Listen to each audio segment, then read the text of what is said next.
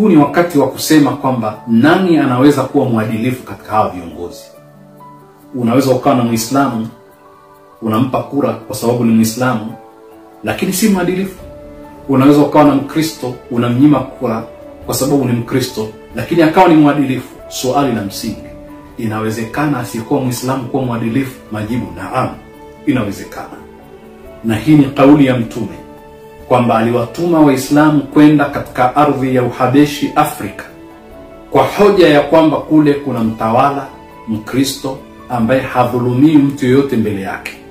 Historia inatufunza kwamba maswahaba walikwenda mpaka Afrika, Uhabeshi, eneo la ukanda wetu huu karibu na sisi, wakapokelewa na wakalindwa na hawakudhulumiwa na mtu ambaye alikuwa ni Mkristo wa Orthodox Church. Maana yake nini? Mtume katufunza kwamba inawezekana kabisa ukapata ulinzi wa asiyekuwa Muislamu mwadilifu, akatetea haki zako, akakulinda. Mara nyingine akatokea Muislamu si mwadilifu. Swali, je, nimpe kura Muislamu kwa sababu ya jina lake au nimpe Mtanzania ambaye anaweza kufanya uadilifu? Tizama mbunge wako mwadilifu, kama ni mwadilifu mpe kura. Uadilifu ni dhana ya kibinadamu. Binadamu wote wanahitajia uadilifu. Kama ambavyo Muislamu haruhusiwi kudhulumu asiyekuwa Muislamu, Muislamu vile vile akipata asiyekuwa Muislamu mwenye uadilifu, anatakiwa atumie fursa ya uadilifu wake kukaa naye vizuri, akaneemeka na ile tabia.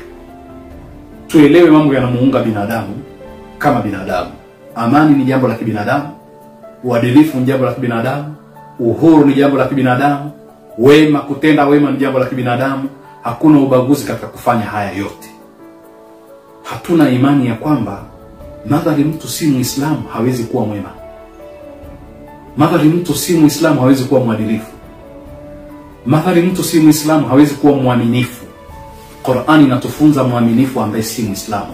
Sikilizeni aya hizi ambazo nazizungumza, asikie Muislamu na asiyekuwa Muislamu.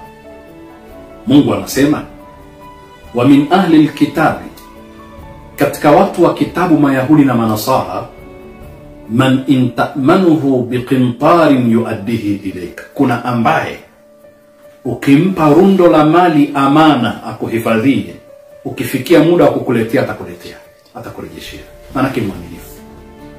Wa minhum, na katika wao wasiokuwa Waislamu, watu wa kitabu Mayahudi na Wakristo, man intamanuhu bidinarin, kuna ambaye ukimpa hata amana ya dinari moja tu, sio rundo la mali, la yuaddihi ilayka, hata kurejeshia illa ma dumta alayhi qaima, mpaka umkalie tahiyatu, msimamie, ndio atakurejeshia, umdai kisawa sawa.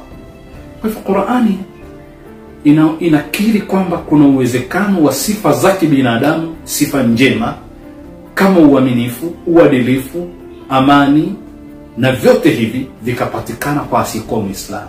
Sasa maana yake ni nini? Tusitupe jongo na mti wake ukasema Mkristo madhali ni Mkristo hafai. Anafaa. Kuna mambo mengi anafaa sana. Anafaa katika ubinadamu, kuishi naye katika mambo ya kibinadamu.